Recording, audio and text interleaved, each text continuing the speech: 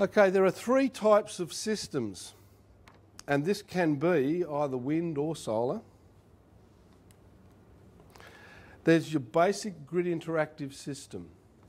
Now, does everybody know how a grid interactive system functions? Is there anybody who doesn't know how a grid interactive system functions?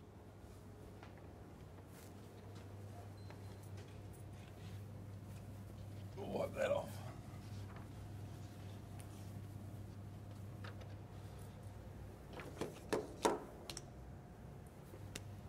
What you have is solar panels. You have a load, and you have the grid. The solar panels make power.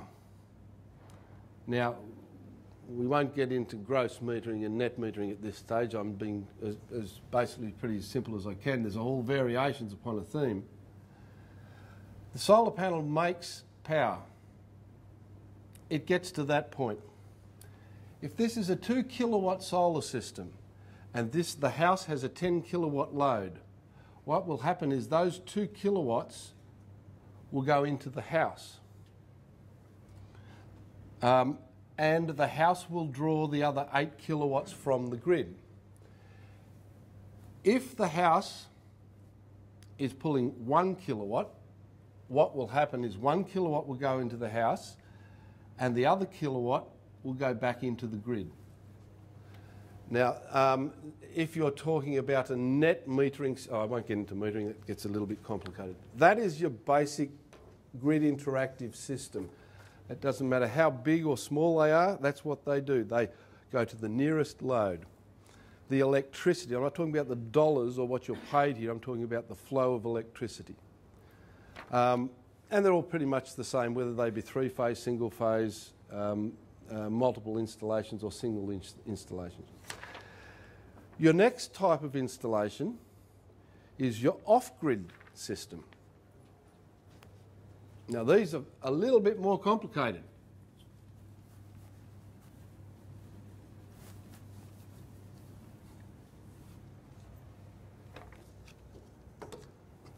What you have is solar panels, a regulator, a battery storage system, that's batteries, that's a reg, that's solar panels. You have an inverter, which turns around and takes your DC power to AC off to your load, which is generally a house. Then you normally have a generator, and you have a contactor. And you have a battery charger. So, in normal operation, solar powered DC power goes through a regulator, which is like it performs the same function as a petrol handle in a gas station. You put it into your petrol tank, you fill up your car, when it gets full it clicks off, basically. It fills up your petrol tank or your storage system. When it's too full, that turns it off. So that's all DC power, DC power. That then goes into your inverter, which turns it to AC, which supplies the load. When the sunlight isn't out, you start or auto start your generator, which in turn switches basically a switch, which turns around and stops the inverter pulling power out of the batteries and takes the power from the generator directly through to the load, so the batteries aren't being discharged. At the same time, it starts up a battery charger that in turn charges the batteries. So as you can see, and that's a fairly simple drawing on an off-grid system, but that's how they work. So these are common. Now we move into the new type of system, or the new coming thing, which is hybrid. Now, a hybrid system is basically a small off-grid system. It has very similar componentry, and it can use a generator, or it can be backed up by the grid. And I'll go into the design of them a little bit later, but it's generally accepted as being somewhere in between a grid system and an off-grid system. You have your limitations on what you can put in and what you can pull, but when you exceed your inverter's capabilities, or the system's capabilities to supply power, it load shares with the grid. So therefore, if you're pulling 10 kilowatts in your house, the system will only deliver 6 kilowatts. The grid will be pulled in to supply the other 4 kilowatts, so it's combined power. I'll talk a little bit more at length about them soon, when I'll be asked lots and lots of questions. So storage, the answer. We think of batteries. That's my place too, by the way. That's a picture of my place too. I have pretty close to 180 kilowatts of power at my place. I can power most of the main street, but that's one of the luxuries of being a solar man. There are many other methods of storage. You can get a solar pump, the variable speed drive solar pump that turns around, and a lot of people ask me this question that aren't technically minded. Why don't I use my solar pump, which speeds up from the morning and slows down in the afternoon, pump water up the hill, then put a little micro hydro in it, and let it out at night time, spin the Pelton wheel, the micro hydro, produce power. There's my storage. Well, that does work. It will work. But the problem with that is efficiency. In other words, you are going to burn so much more power getting that water up the hill as losses. Every time you change energy from one form, mechanical to electrical, to mechanical to electrical, you have losses. So the idea is to minimise your losses. Another thing that I'm going to do one day when I retire is I do believe that with today's technology and frictionless bearings and efficiencies of DC motors these days, I do believe that you can make a battery bank out of a concrete block. You can lift it up during the day, during the sun, and let it run down. If you do the maths, it's pretty bizarre, and you look at how far and how much concrete you've got to lift up. But as technology improves, there is absolutely no reason why that can't be done if you can make it efficient. And if you're talking about a tonne of concrete compared to a tonne of batteries, boy oh boy, you can put a lot of weight in there without costing the same amount. So this is potential energy we're talking about. Efficiency at this time with what batteries are, or chemical storage, is the most effective. But batteries themselves have their disadvantages. I have the utmost respect for the old lead-acid battery. I don't know how many batteries I've installed or been responsible for installing, but it's got to be hundreds and hundreds of thousands. Now, I can count on one hand the number of faulty batteries I have seen in my time. Human error is human intervention is the thing that destroys batteries. They have to be worked within their design frame, and there's all sorts of things. Depth of discharge, how you charge them and recharge them. The average battery, you're only supposed to put 10% of their 10-hour rate into them to charge them up. In other words, deep cycle batteries or batteries don't charge fast. If you charge them too fast, they get hot. You put your hand on the side of them, they're hot. That heat destroys things. But the old battery is an amazing piece of equipment when you think about it, what it can do. They are heavy. They are dangerous goods. You've got sulfuric acid. Gel batteries, of course, don't have this. They have maintenance. There's corrosion. And they're bloody expensive. Fortunately, there's huge R&D going on at the moment.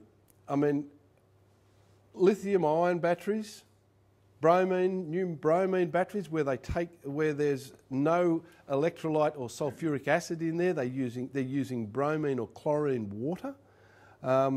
There's so much being pumped. This is the new race. Do you remember 5-10 years ago we saw the race to produce solar panels? Well, let me tell you, the race for storage is on now, and it's going really, really fast. It takes 3 to 5 years for any of these developments to hit production and get out there.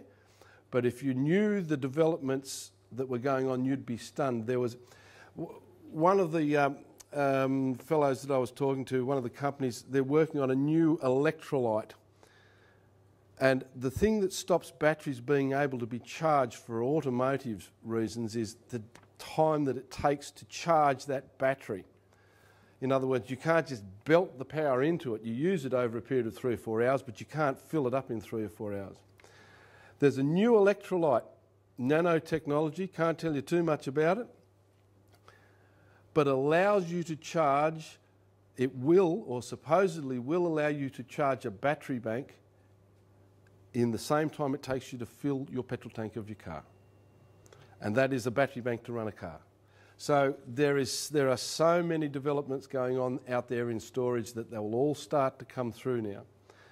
We are currently working with a company called Ucult, which is a spin-off, or it was a battery that was developed by the CSIRO, a very intelligent man in the CSIRO. I'll push the button and give them a bit of a plug. They're really into large systems, and a normal everyday lead-acid gel battery can be charged and discharged 1,853 times. Okay? In other words, you can charge it. There are obviously parameters to make those figures work. In other words, if you have an off-grid house and you're going to flatten that battery 365 days of the year, etc., etc., etc., you can run the numbers. Ucult, an American company which bought the design from the CSIRO, have brought out a new battery, and that new battery, this is real, this is in existence, it's out there in trial. It's taken 1,800 cycles to 18,000 cycles. So what that means is you can buy a set of batteries that will last you for the rest of your life, or you can flog the hell out of them a lot harder and still get the same. And they're still lead acid. There's no major change. There's some small intricacies inside the battery. They won't be terribly expensive. In other words, it's revolutionary. Revolutionary. It's amazing stuff.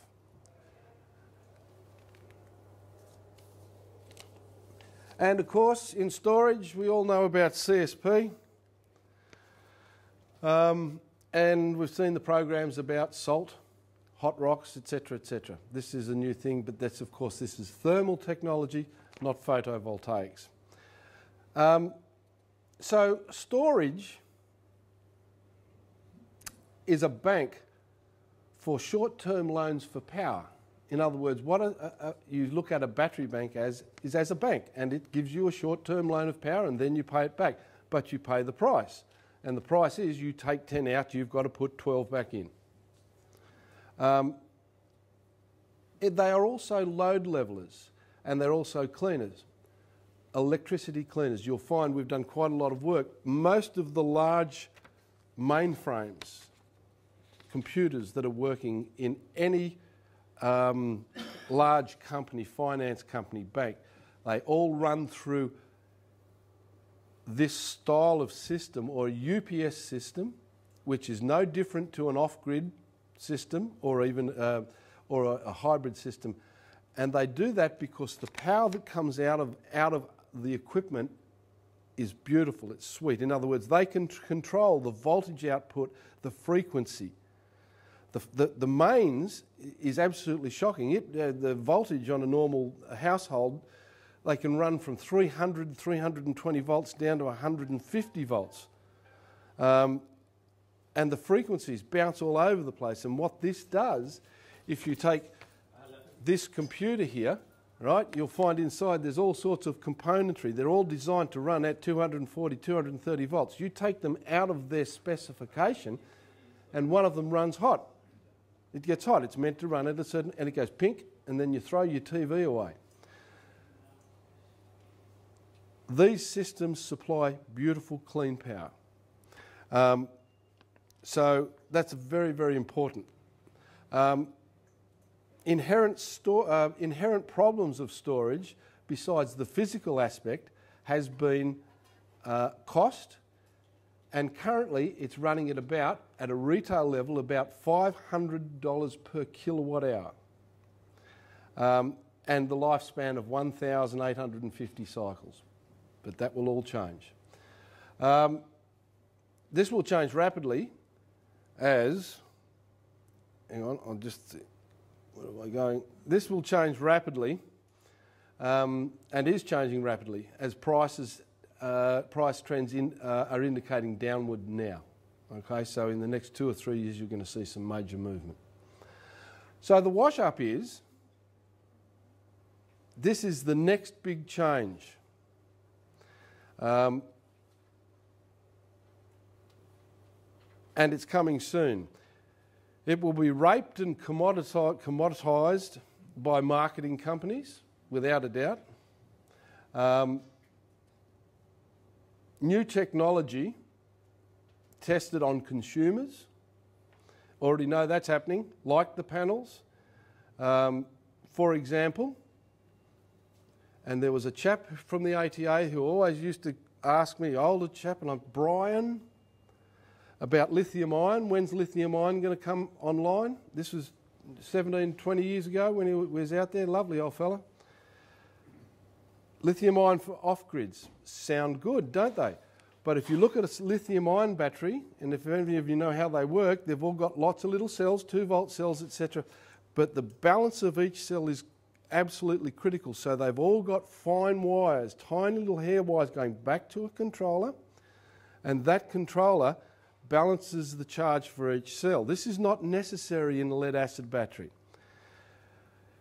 If you've ever been to an off-grid situation after a year that you've installed it and you lift up the battery box, you'll find it's full of crap, right? Mice crap, spiders, everything like, you can't help it. If you were a mouse or a rat and you had a lovely dry spot, okay, possums, all sorts of things. All you need is one of those little wires to be chewed, and you get a cell that runs at the wrong voltage, the whole bank blows up. So the practicality of this new technology, which is being designed on a weight basis for automobiles, which is a different section, is not applicable to off-grid. Yet there are people on the internet selling this stuff to off-grid people. A classic example of this was the Dreamliner grounding the other day. The problem was lithium-ion batteries got too hot, grounded all the aeroplanes. So the technology is being tested, and unfortunately it's being tested on consumers.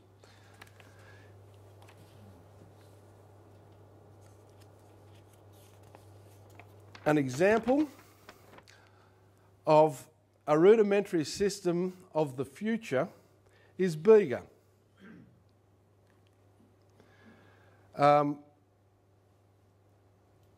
I'd like to thank Essential Energy for the opportunity to do the job. It was challenging, but it was exciting. The end result was pretty good. It was a whole lot of fun. So I'll explain those pictures. Up there, we said a regulator. These are what they call maximum power point trackers, all computerised. And what they do is their function is to maximise the output of a solar panel. This is all in a container. Make it run with at its most efficient point with least inefficiencies. Turn the voltage from higher voltage DC into low voltage battery DC. They have alarms and warnings. In other words, they are a controller. It's a 20 kilowatt system. Bega is a 20 kilowatt system. Here we go. Bega is a 20 kilowatt flat on roof system. It is not tracked. The whole installation besides the panel is in a container, a big 20-foot container. It is air conditioned and it holds 216 kilowatts of battery. Oops, I'll go to the next one. Sorry. They are gel batteries. Yep. 216 kilowatts. There's 72 1500 amp hour LJW gel batteries. It's 1500 amps at the C10 rating. So if you look at the duration of the power delivery, it's actually larger than that, because if you take it to the C100 rating, you can add 20% to the output of it. So Bega is a 20 kilowatt, 216 kilowatt hour battery bank. It's fully sustainable. It is grid backed up, and it is also a controllable grid feed, controllable grid feed power supply. I'll take questions on it. You'll probably ask me a few questions in question time. So it's a real breaker. Okay, really to close from here, politics doesn't matter anymore, which is absolutely wonderful. It makes sense to own a solar system or a wind system. It is now mainstream technology. So I ask the question, which has already been asked, why after all these years are you still the Alternative Technology Association? Hence my comment. Yes. Okay, basically that's all I got for you folks, I think. Thank